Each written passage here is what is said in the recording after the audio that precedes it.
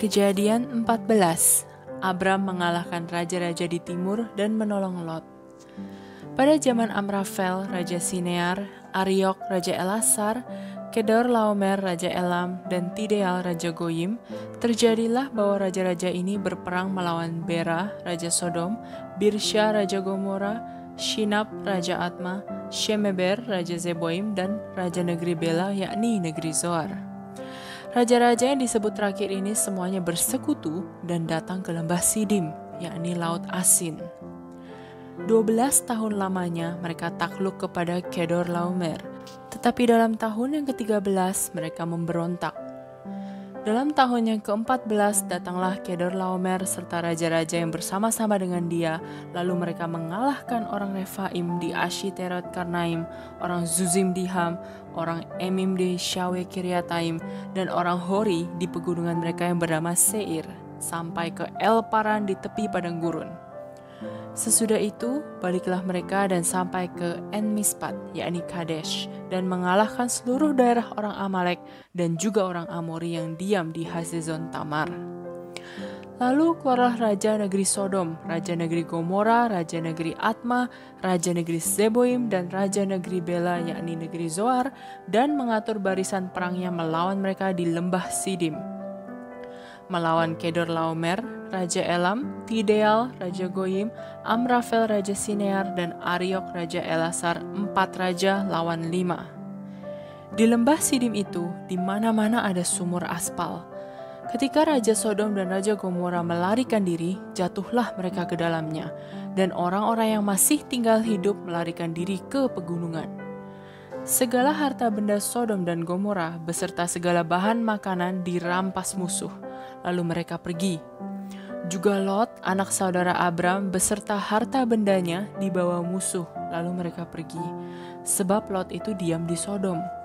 Kemudian datanglah seorang pelarian dan menceritakan hal ini kepada Abram orang Ibrani itu, yang tinggal dekat pohon-pohon tarbantin kepunyaan Mamre orang Amor itu, saudara Eskol dan Aner, yakni teman-teman sekutu Abram.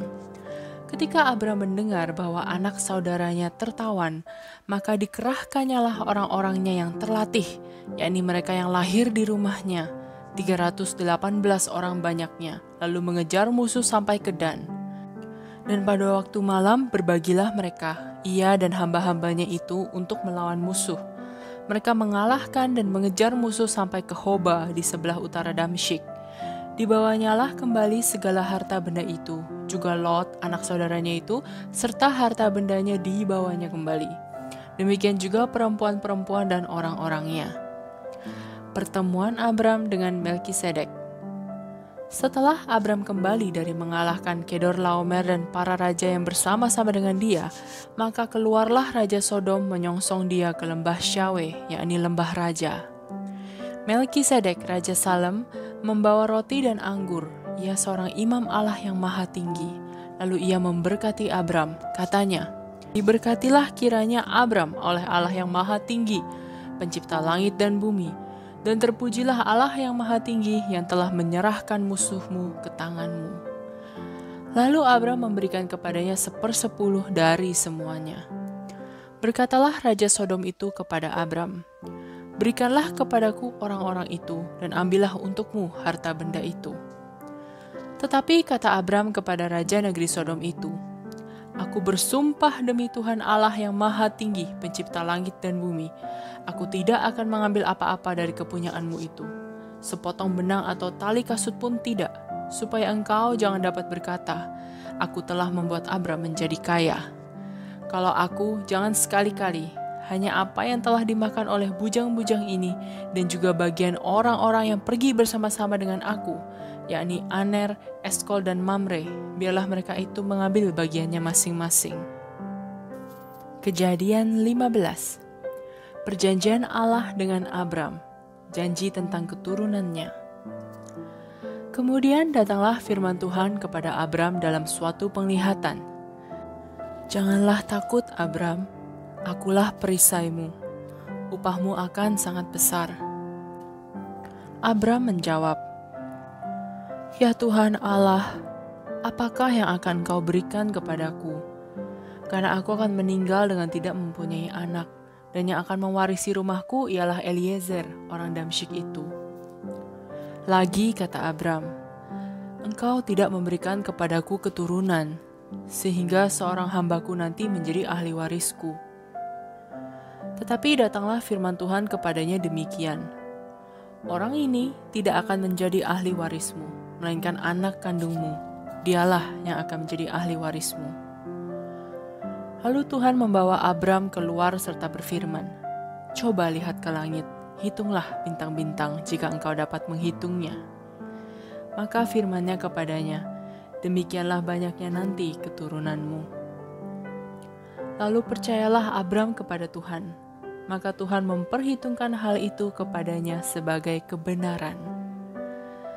Lagi firman Tuhan kepadanya, "Akulah Tuhan yang membawa engkau keluar dari Ur Kasdim untuk memberikan negeri ini kepadamu menjadi milikmu."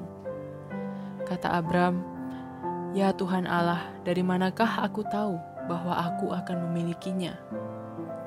Firman Tuhan kepadanya, "Ambillah bagiku seekor lembu betina berumur 3 tahun, seekor kambing betina berumur 3 tahun, seekor domba jantan berumur 3 tahun, seekor burung tekukur, dan seekor anak burung merpati." Diambilnyalah semuanya itu bagi Tuhan, dipotong 2, lalu diletakkannya bagian-bagian itu yang satu di samping yang lain. Tetapi burung-burung itu tidak dipotong 2. Ketika burung-burung buas hinggap pada daging binatang-binatang itu, maka Abram mengusirnya. Menjelang matahari terbenam, tertidurlah Abram dengan nyenyak. Lalu turunlah meliputinya gelap gulita yang mengerikan. Firman Tuhan kepada Abram, "Ketahuilah dengan sesungguhnya bahwa keturunanmu akan menjadi orang asing dalam suatu negeri yang bukan kepunyaan mereka, dan bahwa mereka akan diperbudak dan dianiaya 400 tahun lamanya. Tetapi bangsa yang akan memperbudak mereka akan kuhukum, dan sesudah itu mereka akan keluar dengan membawa harta benda yang banyak. Tetapi engkau akan pergi kepada nenek moyangmu dengan sejahtera. Engkau akan dikuburkan pada waktu telah putih rambutmu. Tetapi keturunan yang keempat akan kembali ke sini, sebab sebelum itu kedurjanaan orang Amori itu belum genap." Ketika matahari telah terbenam dan hari menjadi gelap, maka kelihatanlah perapian yang berasap beserta suluh yang berapi lewat di antara potongan-potongan daging itu. Pada hari itulah Tuhan mengadakan perjanjian dengan Abram serta berfirman, "Kepada keturunanmu lah kuberikan negeri ini, mulai dari sungai Mesir sampai ke sungai yang besar itu, sungai Efrat, yakni tanah orang Keni, orang Kenas, orang Kadmon, orang Het, orang Feris, orang Refaim, orang Amori, orang Kanaan, orang Girgasi, dan orang Yebus itu." Kejadian 16. Hagar dan Ismail. Adapun Sarai istri Abram itu tidak beranak. Ia mempunyai seorang hamba perempuan orang Mesir, Hagar namanya. Berkatalah Sarai kepada Abram, "Engkau tahu Tuhan tidak memberi aku melahirkan anak. Karena itu baiklah hampiri hambaku itu. Mungkin oleh dialah aku dapat memperoleh seorang anak." Dan Abram mendengarkan perkataan Sarai. Jadi Sarai istri Abram itu mengambil Hagar hambanya orang Mesir itu, yakni ketika Abram telah 10 tahun tinggal di tanah Kanaan, lalu memberikannya kepada Abram suaminya untuk menjadi istrinya.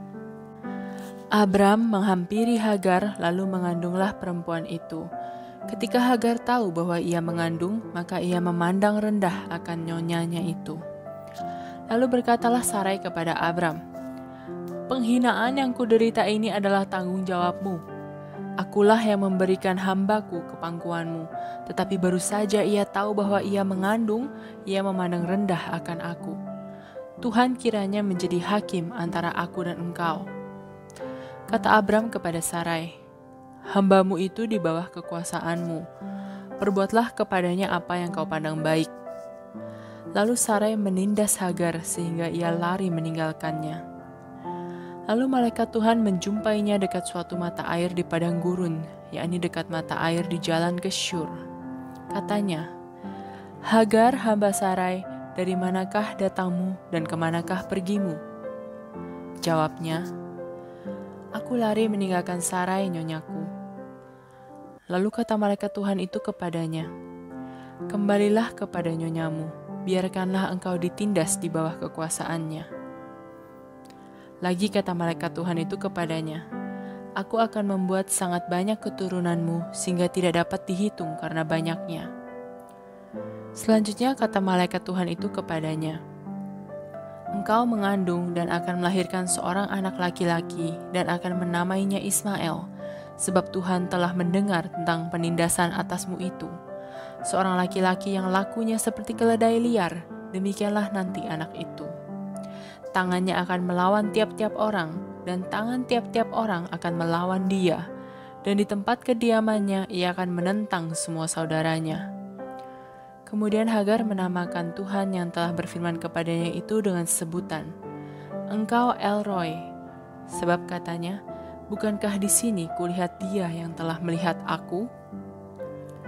Sebab itu sumur tadi disebutkan orang Sumur Lahai Roi, letaknya antara Kades dan Beret. Lalu Hagar melahirkan seorang anak laki-laki bagi Abram, dan Abram menamai anak yang dilahirkan Hagar itu Ismail. Abram berumur 86 tahun ketika Hagar melahirkan Ismail baginya.